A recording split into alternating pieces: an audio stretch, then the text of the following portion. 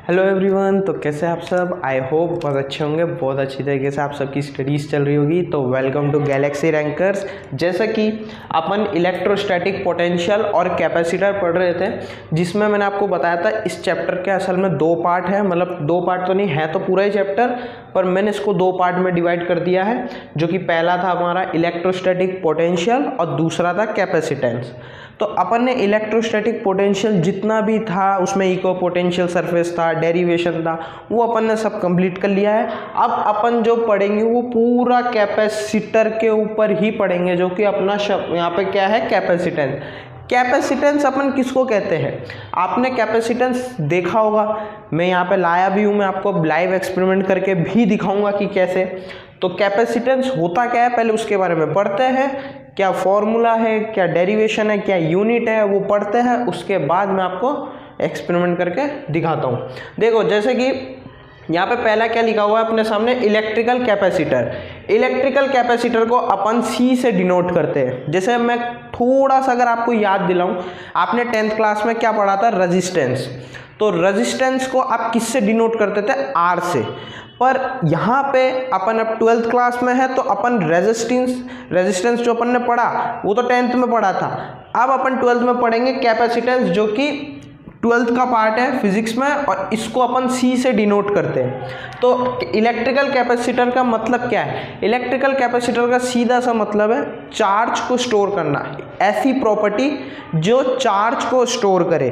देखो यहाँ पे ऐसा लिखा हुआ भी है, it is defined as the property of a conductor. एक ऐसे कंडक्टर की प्रॉपर्टी जिसमें अपन चार्ज को इसके अंदर स्टोर कर सके, ये कहता है इलेक्ट्रिकल कैपेसिटर। लिखा है आपके सामने, it is defined as the property of a conductor to store charge over it. दूसरा प्रिंसिपल, मतलब कैपेसिटर का भी एक प्रिंसिपल है, ठीक है। आप मन से लिख लेना, आप चाहे तो डेफिनेशन, बाकी ये लिखा हुआ ही आप पढ़ लो, ठीक है। फिर भी मैं पढ़ देता हूँ आपके लिए।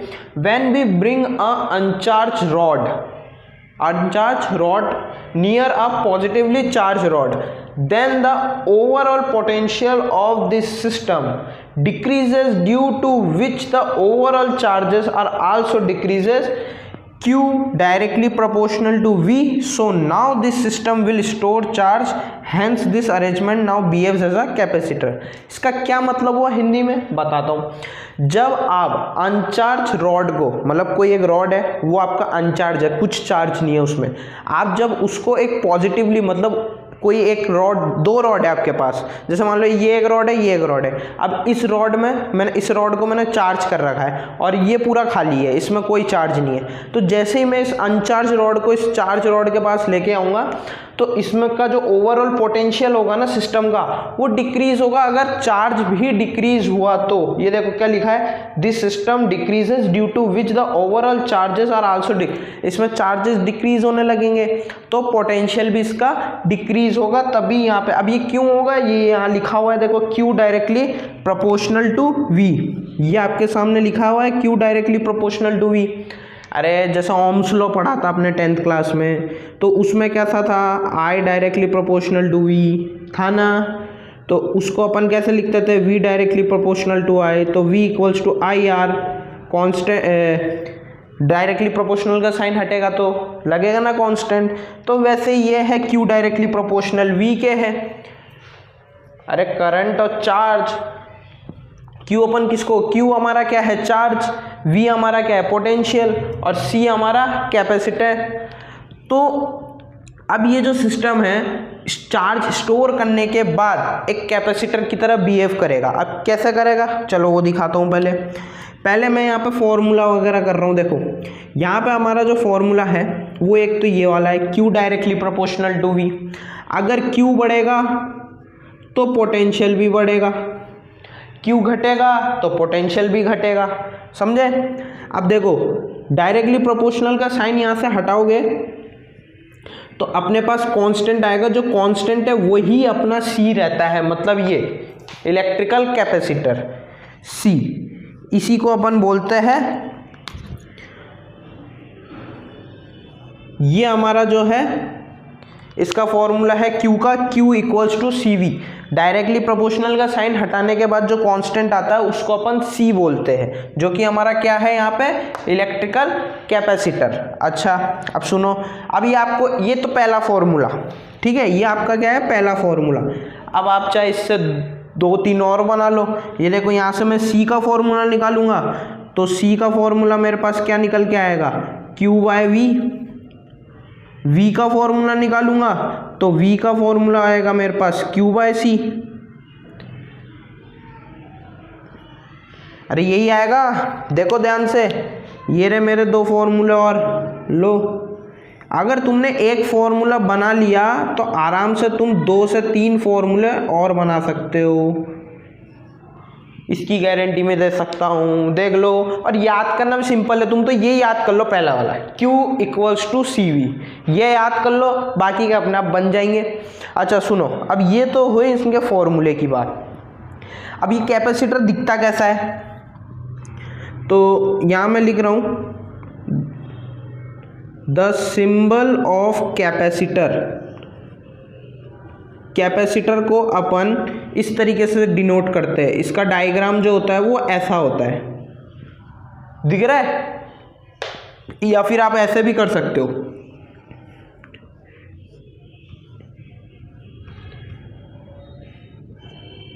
इधर प्लस, इधर प्लस, इधर प्लस, इधर माइनस, इधर माइनस, इधर माइनस, ठीक है।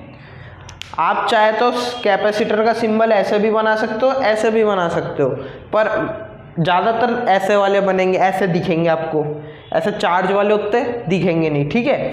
तो ये तो हुआ इसका कैपेसिटर का symbol, the symbol of a capacitor. अब मैं बात करूँ इसकी यूनिट की, तो इसकी यूनिट जो होती है वो अपने पास क्या होती है, फैरेड।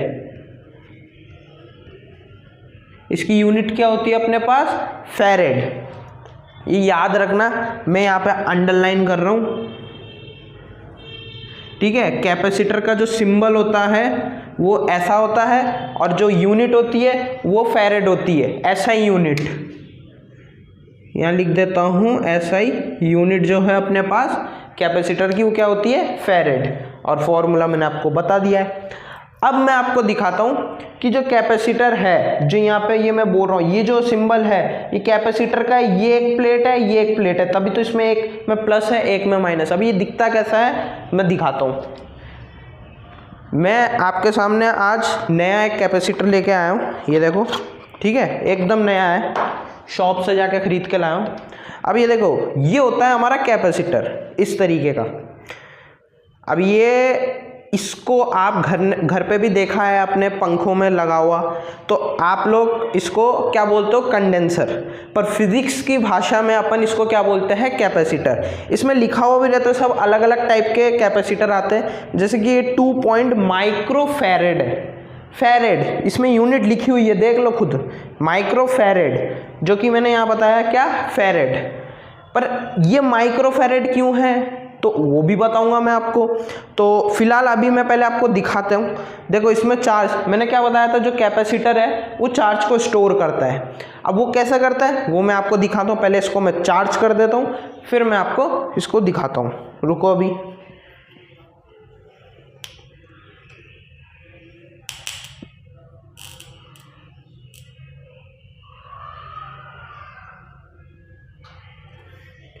अभी देखो, जैसे ये वाला जो कैपेसिटर है मैंने इसको अभी चार्ज करा, अभी देखना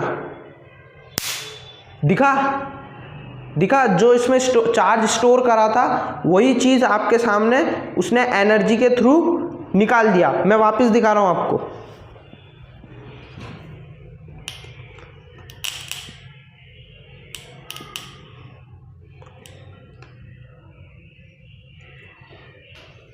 ये देखो मैं वापस चार्ज करके ले आया। अब ये देखो दिख रहा है। तो कैपेसिटर में जो है चार्ज स्टोर होता है, और जैसे ही मैं इन दोनों को आपस में जोड़ रहा हूँ तो ये पोटेंशियल एनर्जी के थ्रू निकल जा रहा है। मतलब इसमें एनर्जी अपन देते ही ये जो चार्ज स्टोर कर रहा है उसको एनर्जी के थ्रू निकाल दे रहा है। तो अब ये तो आपका, अब ये स्टोर कैसा करता है, अंदर इसके चार्ज स्टोर कैसे होता है, तो आप ऐसे देख रहे हो भाई ये तो कैपेसिटर ऐसा इतना था, तो ये स्टोर कैसे करता है। तो मेरे पास एक ख़राब कैपेसिटर भी था, मैंने उसको खोला, उसके अंदर जो था ना वो कुछ इस जैसा दिखता है। अब इस जैसा कैसा दिखता है मैं दिखाता हूँ, देखो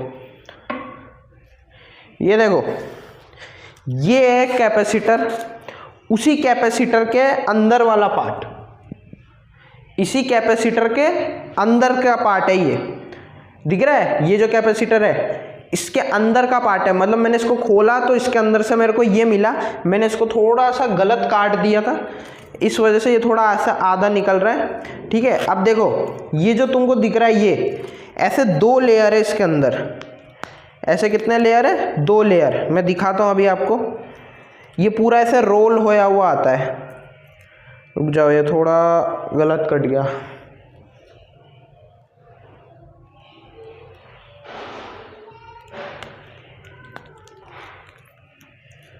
ये देखो, ये देखो, ये पूरा ऐसे रोल होया हुआ आता है। ठीक है, अब इसको तुम खोलोगे ना तो ये असल में 2 पन्नियों का लेयर है। अब ये 2 पन्नियों का लेयर मतलब एक साइड पता है क्या करा है, ये जो एक पन्नी है पहली वाली, असल में ये 2 का ही है, ये 2 आपस में चिपके हुए हैं, मैंने इनको निकाल लिया आपस में। ठीक है, तो एक वाले पन्नी पे इन्होंने क्या करा है, मेटल की पॉलिशिंग करी है। क्या करा है, मेटल की पॉलिशिंग। ठीक है, और दूसरे वाले प्लेट को खाली छोड़ दिया है। क्यों, इसके कारण, क्योंकि एक वाली जो मतलब जो पहली लेयर है, पहली लेयर में इन्होंने मेटल की पॉलिशिंग इसलिए करी है क्योंकि यहाँ पे अपन जैसे ही चार्ज रख रहे हैं तो तुम पता है metal are good conductor for electricity, तो चार्ज को पकड़ के रखता है।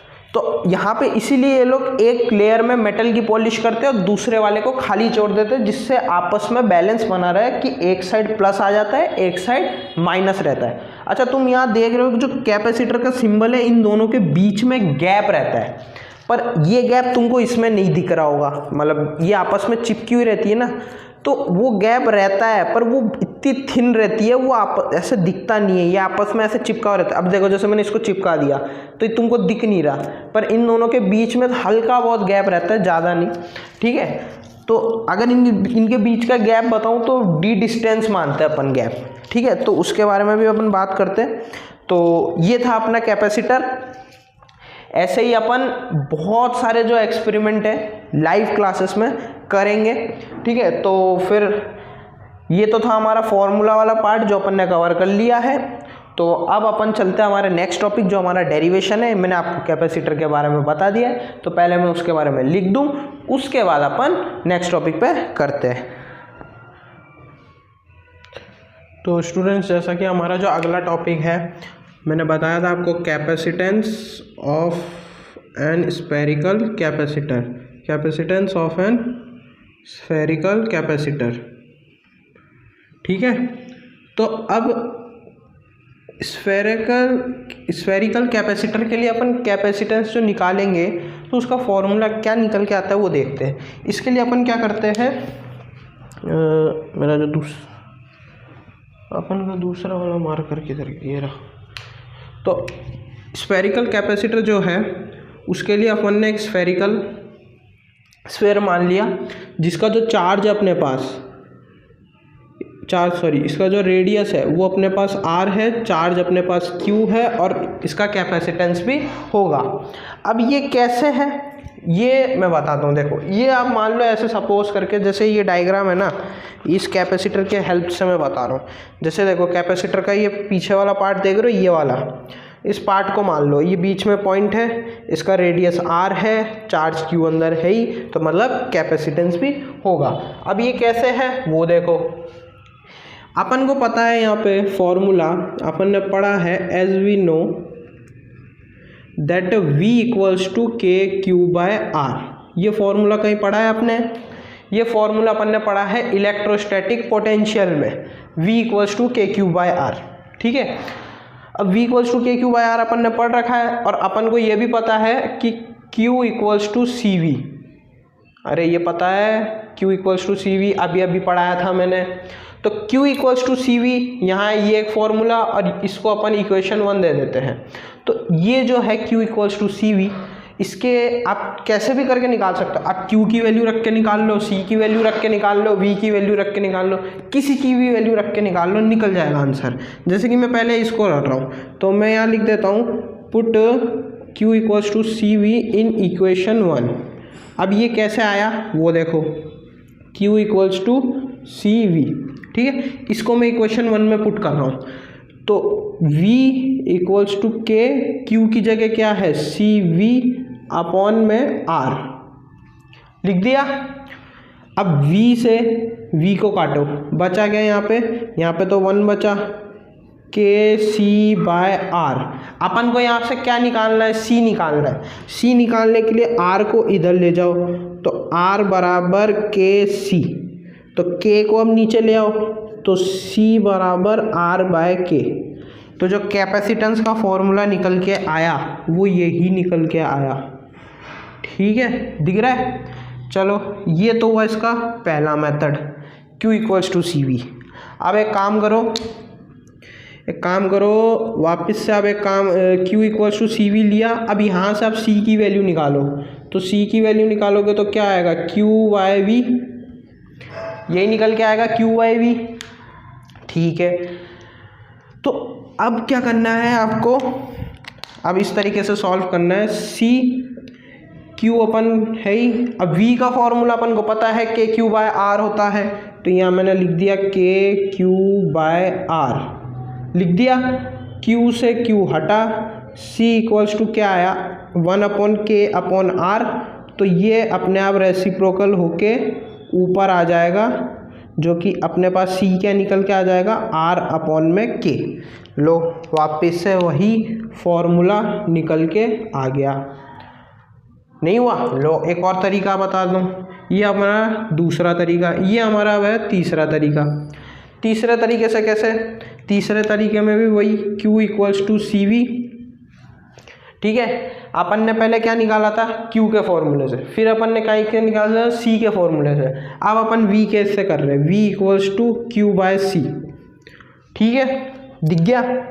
V का फॉर्मूला पता है KQ by R equals to Q by C, तो Q से Q गया, क्या बचा 1 upon C K upon R, C का रेसिप्रोकल कर दो तो आंसर निकल के आ गया R अपॉन K।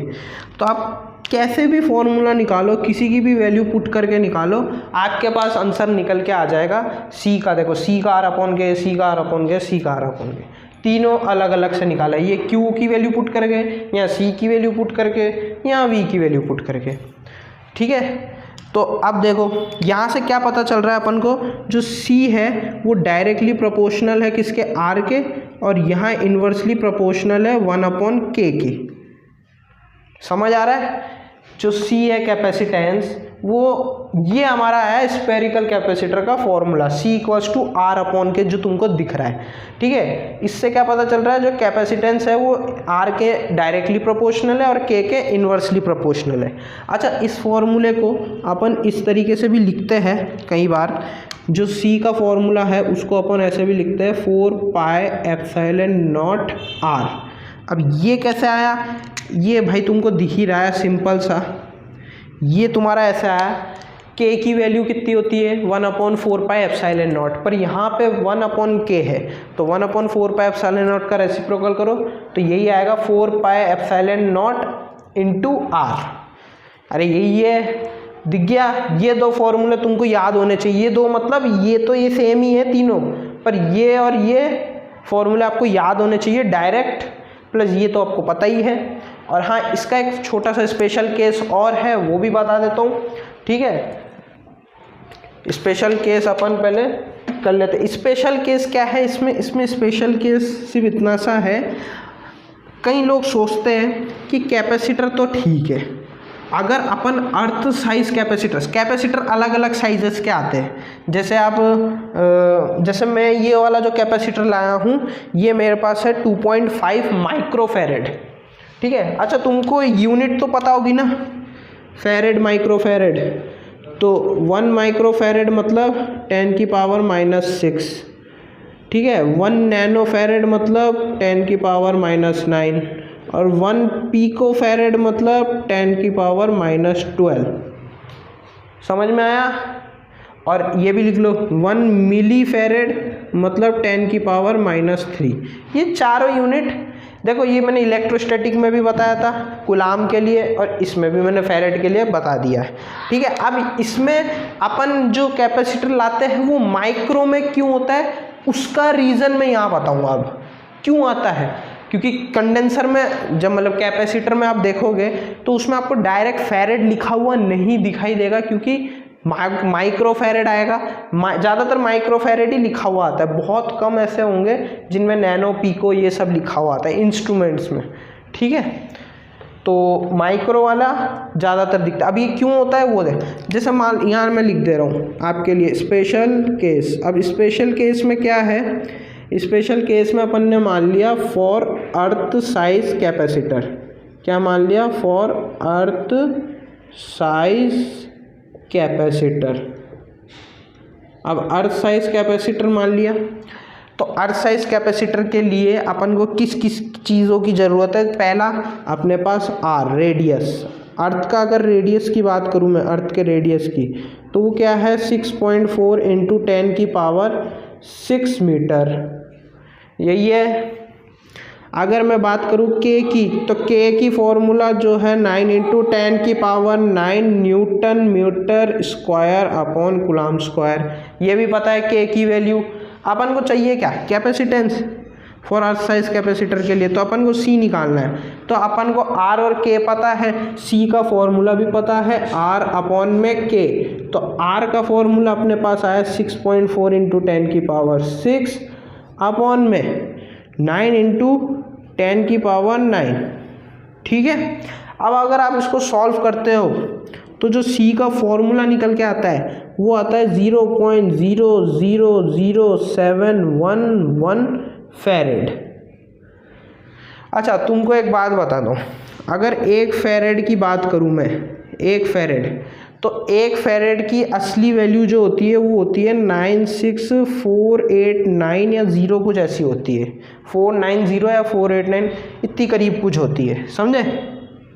पर अपन इसको अप्रोक्सीमेटली कितना मान के चलते हैं? 1 फेरेड को, 1 फेरेड को अपन अप्रोक्सीमेटली 96500 मान के चलते हैं। ये अप्रोक्स होती है, रियल वैल्यू, एक्चुअल वैल्यू जो है वो इसके करीब ही होती है, 489 या 482 ऐसे करीब होती है कुछ। ठीक है, तो अपन तो ये मान के चलते। तो तुम देखो अगर 1 फेरेड में इतना है, अगर अपन अर्थ साइज भी कैपेसिटर बना ले तो देखो ये कितना फेरेड आ रहा है, 0.000711। मतलब ये भाई साहब ये कहाँ है और ये कहाँ है वो देखो तुम। अपन ने बात करी थी 1 फेरेड की, 1 फेरेड में इतना होता है, मानते हो? 1 फेरेड में इतनी यूनिट होती है। तो अब तुम देखो अगर मैं अर्थ साइज कैपेसिटर बनाऊं तो अर्थ साइज कैपेसिटर में कैपेसिटेंस कितना आ रहा है देखो, इसमें कैपेसिटर की जो वैल्यू आ रही है देखो, ये तो बहुत कम है। अरे बनेगी कैसे? इसकी वैल्यू देखो कितनी ऊपर है भाई साहब, ये तो 0.00 चल रहा है, वो 1 फेरेड की वैल्यू देखो तुम, कैसे पॉसिबल होगा? अच्छा चलो इसको तुमने फेरेड, इसको तुम माइक्रो फेरेड में भी कन्वर्ट कर लो। माइक्रो फेरेड में कन्वर्ट करोगे तो 711 माइक्रो फेरेड बनेगा भाई साहब, 711 माइक्रो फेरेड। ये देखो भाई साहब, ये कैपेसिटर, भाई साहब इसमें कितने कैपेसिटर आ जाएंगे? ये एक कैपेसिटर 2.5 माइक्रो फेरेड का है, 2.5, और यहाँ 711 है भाई, पूरा घर भर जाएगा इतने कैपेसिटर ले आए तो इसलिए जो अपने पास ये सी की वैल्यू आई ना, ये याद रखना तुम। तो अपन इसमें इसलिए कहते हैं सो वी कंक्लूड दैट, मैं इंग्लिश में बता देता हूँ, हिंदी में भी बता दूंगा। So we conclude that 1 farad is very big unit, so it is practically not possible. मतलब कि इस सी की अर्थ साइज कैपेसिटर की वैल्यू अगर इतनी आ रही है और 1 फेरेड की वैल्यू इतनी होती है तो भाई साहब ये तो बहुत बड़ी यूनिट है, ये प्रैक्टिकली पॉसिबल ही नहीं है। तो इसलिए अपन अर्थ साइज कैपेसिटर भी नहीं बना सकते। समझ में आया? आप चाहे तो अब अर्थ की जगह तुम जुपिटर ले लो, मार्स ले लो, उन सबका रेडियस लो, कैलकुलेट करो, तुमको दिख जाएगा भाई। यहाँ पे सन का ले लो, कोई दिक्कत नहीं है भाई, सबका रेडियस पता रहता है, सन, मून, अर्थ, वीनस, सबका ठीक है, तो ये थी अपनी स्फेरिकल कैपेसिटर की कहानी। अब अपन चल रहे हैं नेक्स्ट टॉपिक, मतलब नेक्स्ट डेरिवेशन पे, जो कि है पैरेलल प्लेट कैपेसिटर की। ठीक है, तो बस स्फेरिकल को हटा के यहाँ लिख दो पैरेलल प्लेट कैपेसिटर। क्या लिख दो? Parallel plate capacitor, plate capacitor. अब ये पैरेलल प्लेट कैपेसिटर क्या होता है? जो तुमको कैपेसिटर में मैंने दिखाया, जो तुमको मैंने कैपेसिटर में भी दिखाया ना खोल के, जो कैपेसिटर खुला हुआ था वो कैसा दिखता था अंदर से? लेयर जैसा। तो वो लेयर की ही बात होगी अब वो लेयर कैसे, वो समझो। ये देखो, ये अपने कैपेसिटर का डायग्राम। अरे इसको ही बोलते हैं, थोड़ा बड़ा बना देता हूँ तुम्हारे लिए। ये लो, ये इधर Q, इधर ये प्लस, इधर minus, plus minus plus minus plus minus plus minus plus minus. समझ में आ गया? ये अपना कैपेसिटर, इसके बीच की जो दूरी होती है वो अपना होता है डी। ठीक है, अगर मैं बात करूँ इलेक्ट्रिक फील्ड के अंदर, तो प्लस से नेगेटिव, मतलब प्लस वाला जो नेगेटिव वाला है वो प्लस वाले को अपनी तरफ खींचेगा। तो जो इलेक्ट्रिक फील्ड है वो क्या आएगी? Sigma upon epsilon not. अब ये फॉर्मूला आपने कहीं पढ़ा है भाई साहब? ये बताया था मैंने, ये फॉर्मूला मैंने बताया था इलेक्ट्रिक फील्ड का, सिग्मा अपॉन एप्सिलॉन नॉट। याद करो, ये किस में बताया था मैंने? Sigma upon epsilon not, electric field का एक फॉर्मूला। ये अपन ने बताया था इनफाइनाइट, उसमें इनफाइनाइट थिन शीट वाले में। समझ में आया? तो बस वही अपन को पता है। मैंने आपको एक और फॉर्मूला बताया था, as we know V equals to ED।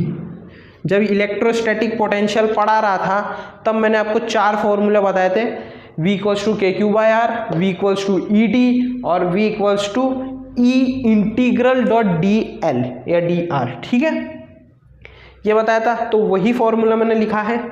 अब यहाँ पे जो अपन का E का फॉर्मूला है, इसको इसमें पुट करना है। तो लो, E का फॉर्मूला तो अपन को पता है, जो E का फॉर्मूला है सिग्मा अपॉन एप्सिलॉन नॉट, इसको अपन इक्वेशन 1 देते हैं, और ये पुट दिस इन इक्वेशन 1, इस फॉर्मूले को इसमें पुट कर दो।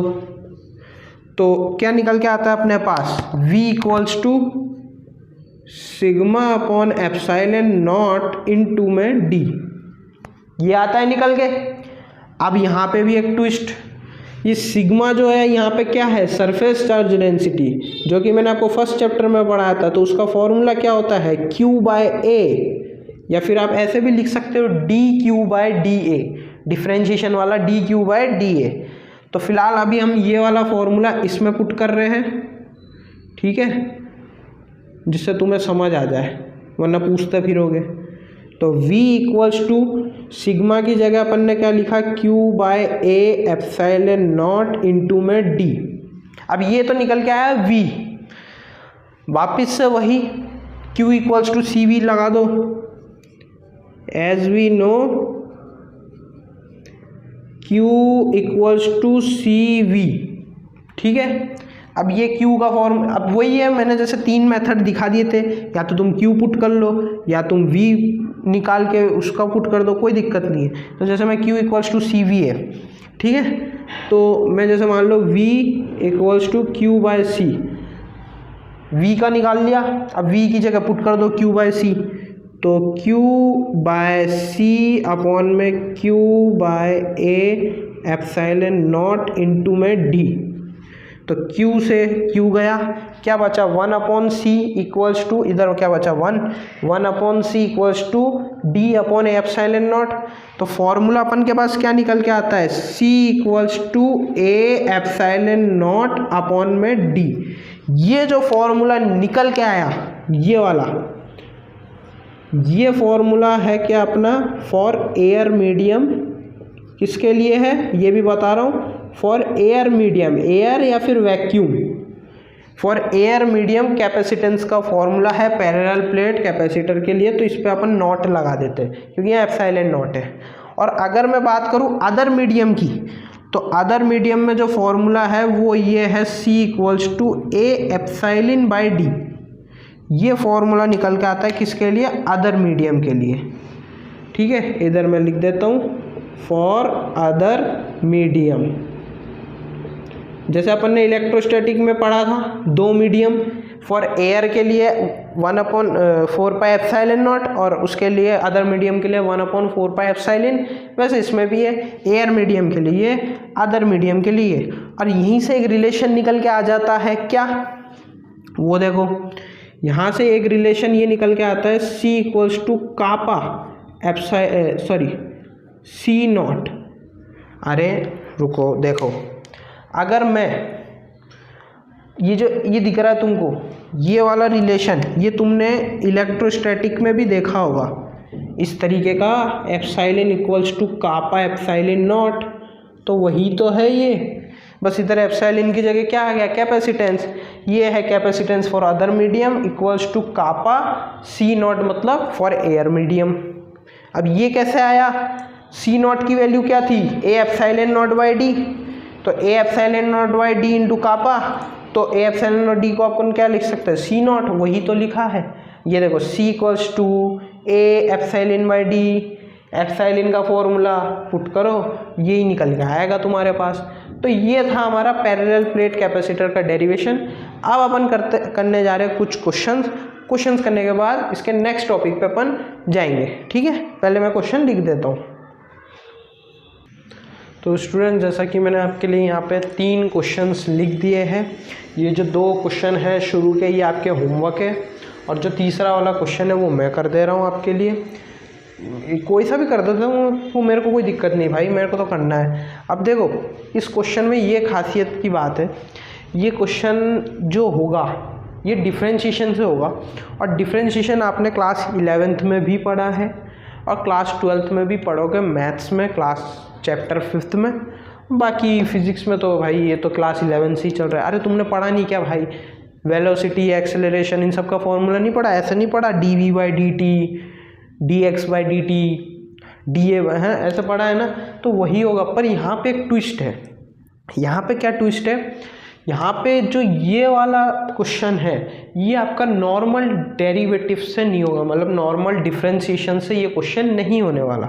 ये जो क्वेश्चन होगा ये आपका पार्शियल डिफरेंशिएशन से होगा। और ये पार्शियल डिफरेंशिएशन, सही बताऊँ, आपके केस मतलब आपके सिलेबस में है ही नहीं, क्योंकि ये जो पार्शियल डिफरेंशिएशन होता है ना, ये बीटेक में पढ़ाया जाता है। बीटेक में first year, second year, third year. जिसको नहीं पता, मैं भी बीटेक ही कर रहा हूँ। ठीक है, तो हमारे इसमें कोर्स में पार्शियल डिफरेंशिएशन, फिर ये जो आप इंटीग्रेशन पढ़े हो ना, ये तो आपने एक पढ़ा है भाई साहब। जो लोग बीटेक करेंगे ना, उनके में 1, 2, 3, 4 पता नहीं कितने इंटीग्रेशन आएंगे। ठीक है, ऐसे भी आ जाते हैं। ये पढ़ा है, ये फर्स्ट चैप्टर में अभी बताया था इलेक्ट्रोस्टैटिक में। तो ये इंटीग्रेशन भाई साहब इंजीनियरिंग में काम में आता है। और जो डिफरेंशिएशन बताया ना, देखो ये तो होता है नॉर्मल डिफरेंशिएशन -dv/dr, जो कि रिलेशन आपको बताया था। पार्शियल की बात करूं तो पार्शियल कुछ इस तरीके से होता है, ये dv/ ये देखो इस तरीके से होता है। इसको अपन बोलते हैं पार्शियल डिफरेंशिएशन। समझ में आया? इसको अपन बोलते हैं पार्शियल डिफरेंशिएशन, और ये अपना नॉर्मल डिफरेंशिएशन। तो ये वाले जो इंटीग्रेशन और ये वाले जो डिफरेंशिएशन होते हैं, ये अपन को बीटेक में पढ़ाए जाते हैं।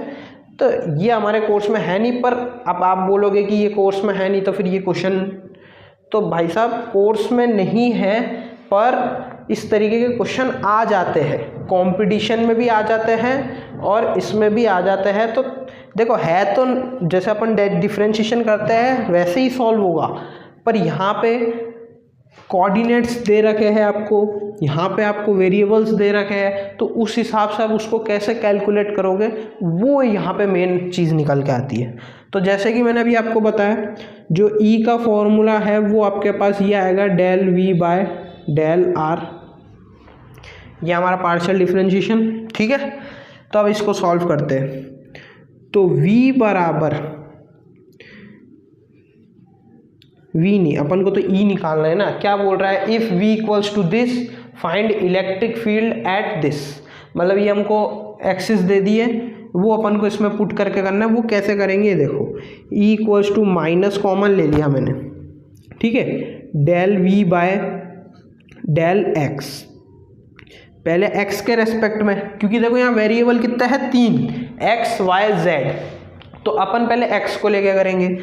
तो ये हो गया अपना आई कैप प्लस का del V by del Y, ये अपना हो गया जे कैप प्लस ये हो गया अपना del V by del Z, ये अपना हो गया के कैप। समझ में आ रहा है बाबू? अरे आ रहा है ना समझ में? ये देखो, ठीक है। अब ये क्या है, पार्शियल डिफरेंशिएशन, तो बस अब इनकी जगह वैल्यू पुट करना है आपको। जैसे del V by del X, तो del V by del X में ये लो डेल एक्स, अब इधर वैल्यू रख दो 5xy। अब जब ये आप लगा दो पार्शियल डिफरेंशिएशन, तो डायरेक्ट आप डिफरेंशिएशन करने लग जाना, ठीक है। तो डिफरेंशिएशन करोगे तो क्या आएगा, x के रिस्पेक्ट में कर रहे हैं तो x का तो हो जाएगा 1, ठीक है, इनटू में y, पर यहाँ तो x है तो y को एज इट इज़ रहने दो, समझे। ये क्या होगा अपना आई कैप प्लस ये अपना हो जाएगा 0 जे कैप, ये अपना हो जाएगा 0 के कैप। अच्छा अब सुनो, यहाँ ये जो y तुमने देखा ना, ये y बच गया। नॉर्मल डिफरेंशिएशन और पार्शियल डिफरेंशिएशन में यही फ़र्क रहता है कि उसमें तो 0 नहीं होता, पर इनमें 0 हो जाता है। इसमें जो आपका ये था, इसमें x आ रहा है, ये देखो कहाँ गया, हाँ इधर आपका x आ रहा है, y में नहीं आ रहा तो ये 0 हो गया। इधर आ रहा है x, नहीं आ रहा, 0 हो गया। पर इधर आ रहा था तो इधर x का 1 हो गया और y मल्टीप्लाई में आ गया, समझे। ठीक है, अब इसके आगे का सॉल्व करते हैं। अब इसके आगे का कैसे, देखो इसके आगे का वही del by del upon del Y, इसमें अपन इसको डेल बोलते हैं, याद रखना, डेल्टा, ठीक है। तो इसको अगर मैं सॉल्व करूँ तो इसमें भी वही पूरे को करते हैं, तो ये अपने पास क्या निकल के आएगा, अब y के रेस्पेक्ट में कर रहे हैं तो 5 इंटू एक्स, ठीक है, 5 इंटू एक्स, तो ऐसे ही लिख दो 5x इंटू 1, फिर क्या है माइनस में 1, फिर प्लस में 2 इंटू 1 इंटू जेड, तो ये अपना क्या आया है जे कैप, ये क्या आया अपना जे कैप। अब ये आई कैप जे कैप इसलिए लगाना पड़ रहा है क्योंकि अपने पास यहाँ पे एक्सिस दे रखी है, ठीक है। अब इसके आगे सॉल्व करते हैं, तो ये डेल अपॉन में डेल जेड, ठीक है, और फिर इसके आगे वापस से वही ले लो, तो वो तो अपना हो गया क्या 0, ये अपना हो गया 0 आई कैप प्लस 0 सॉरी माइनस 0 जे कैप। फिर आगे में अब यहाँ पे क्या है 2 इंटू वाई, मतलब 2y इंटू 1, तो यहाँ पे ऐसे लिख देते हैं 2y इंटू में 1 के कैप, दिख गया। अभी चलो इसको मैं ऊपर लिख देता हूँ जिससे नीचे भी तो सॉल्व करना पड़ेगा, तो 2y इंटू 1 और ये के कैप हो गया। ये इधर का स्टेप है, ठीक है, उधर जगह कम थी इसलिए मैंने लिख दिया। अब इसको सॉल्व करो, इसको अब सॉल्व करोगे तो इलेक्ट्रिक फील्ड निकालना है भाई अपन को। तो इलेक्ट्रिक फील्ड भाई साहब इसको लिख दो पहले, क्या आया ये आपका, यह आपका 5y आई कैप प्लस का 5y आई कैप प्लस का, ये तो 0 हो गया, हटाओ, ठीक है। उधर का बताओ, इसको आप पूरा ही ऐसे कर लो 5y आई कैप। अब ये आ गया अपने पास 5x माइनस 1 प्लस 2z, समझ आ रहा है। अरे 5x इंटू 1 5x माइनस का 1 प्लस का 2 इंटू 1 इंटू जेड 2z आ गया। ये अपना हो गया क्या जे कैप प्लस के कैप, के कैप में ये दोनों 0, क्या बचा 2y के कैप, 2y के कैप लो। अब यहाँ पे क्या करना है तुमको, ये जो तुमको y x z दिख रहा है, ये देखो तुमको कोऑर्डिनेट्स यहाँ दे रखे x y z, पुट करो आंसर निकालो, खत्म भैया। e की जगह e, ये अपना माइनस का 5y, तो 5y क्या है 1 है, ठीक है 1, 5y है 5 इंटू 1, प्लस में 5x है तो 5 इंटू 1, माइनस में 1, प्लस में 2 इंटू 0, फिर प्लस में 2y, तो 2y मतलब 2 इंटू 1, अरे लास्ट में 2y है, y कितना है 1, 2 इंटू 1 मैंने 2 लिख दिया है। तो बस अब इसको सॉल्व करोगे तो आपके पास जो है इलेक्ट्रिक फील्ड निकल के आ जाएगी। ये आ गया आपका 5 प्लस 5 माइनस 1 प्लस 2 इंटू ये तो 0, 2 बचा, कितना आया, कितना आया, ये देखो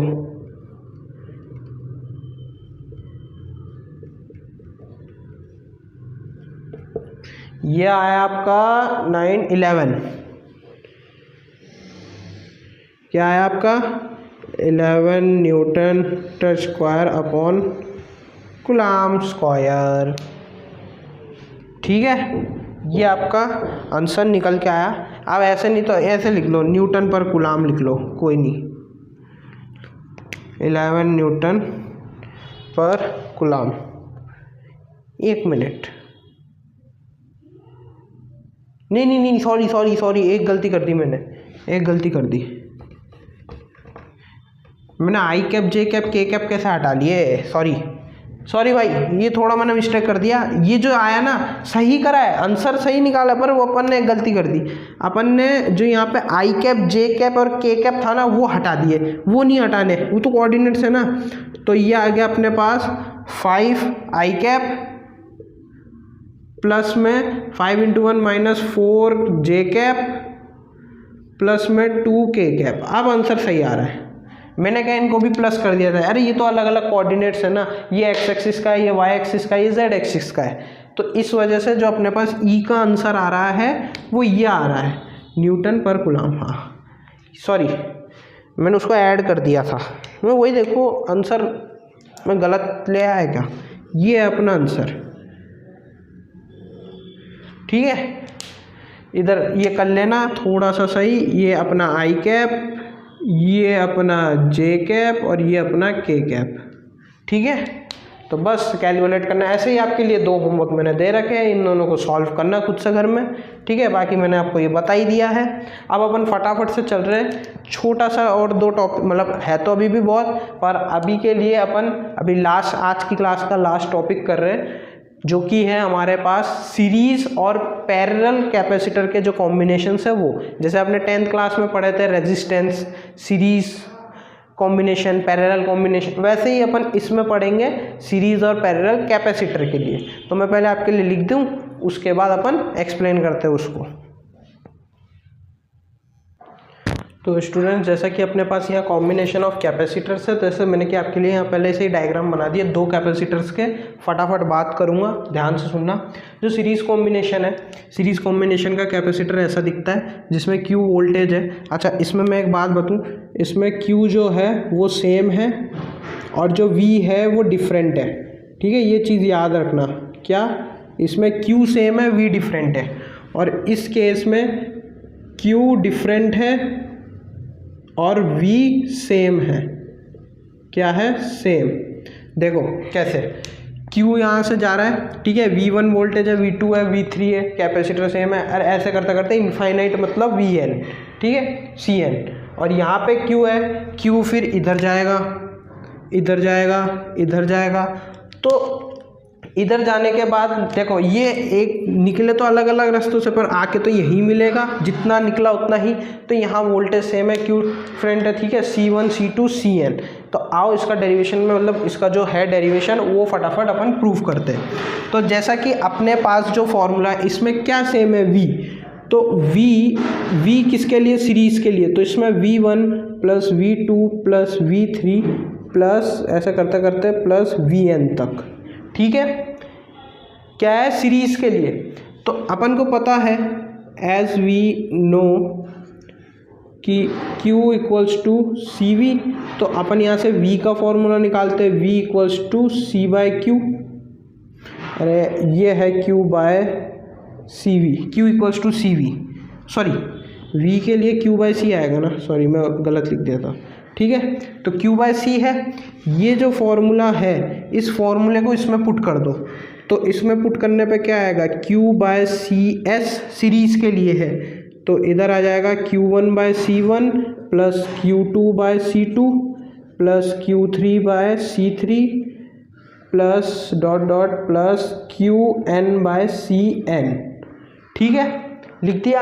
अब यहाँ से क्या कॉमन आ रहा है, Q, तो Q upon C S equals to Q common ले लिया, ठीक है, तो यहाँ 1 अपॉन में C1 प्लस 1 अपॉन में C2 प्लस 1 अपॉन में C3 plus dash dash dash 1 upon में Cn, तो Q से Q काट दो, ये लो Q से Q गया, क्या बचा 1 upon C S, 1 upon C S बराबर 1 upon C1 plus 1 upon C2 plus 1 upon C3 plus dash dash dash plus 1 upon Cn।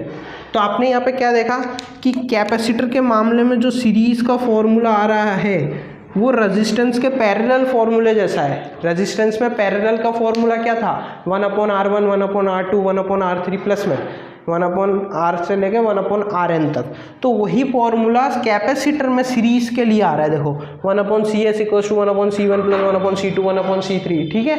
और अगर मैं पैरेलल की बात करूं तो आपको खुद ही पता चल रहा है, अगर सीरीज में ऐसे आ रहा है पैरेलल का फॉर्मूला रेजिस्टेंस का पैरेलल का, तो पैरेलल कॉम्बिनेशन में कैपेसिटर में रेजिस्टेंस का सीरीज वाला फॉर्मूला निकलेगा, तो आप वो भी कर लेते हैं। तो इसमें अपन को पता है Q डिफरेंट है, V सेम है, तो QP के लिए अपन के पास यहाँ क्या है, Q1 plus Q2 plus Q3 plus dash dash dash dash plus Qn, ठीक है, ये निकल के आता है। अब यहाँ पे वही as we know Q equals to C V, ठीक है, इस फॉर्मूले को, ये जो Q equals to C V आया है इसको इसमें लगा दो, तो इसमें लगाओगे तो क्या निकल के आएगा, C पैरेलल V बराबर में C1V plus C2V plus C3V plus dash dash dash plus CnV, ठीक है। अब यहाँ से क्या कॉमन आ रहा है, V, तो यहाँ CPV equals to V common आ रहा है, C1 plus C2 plus C3 plus dash dash dash plus Cn, ठीक है। V से V उड़ा दो, उड़ा दिया V से V, बचा क्या, CP बराबर C1 plus C2 plus C3 plus dash dash dash plus Cn। तो ये जो फॉर्मूला आया कैपेसिटर में ये पैरेलल का आया, जो कि रेजिस्टेंस में सीरीज का होता है, समझ में आया। तो रेजिस्टेंस कैपेसिटर का उल्टा होता है, तो इसलिए इन फॉर्मूले भी इन दोनों के आपस में पलट गए, समझ में आया। तो ये था इसका डेरिवेशन। अगर इसके क्वेश्चन की बात करें तो वो अपन अगले लेक्चर में करेंगे कवर। तो फिलहाल आज के लिए इतना ही। तो अगर आपको वीडियो अच्छी लगी तो लाइक करना, शेयर करना, सब्सक्राइब करना, और कोई डाउट हो तो कमेंट करना, ठीक है। तो मिलते हैं, टाटा बाय बाय।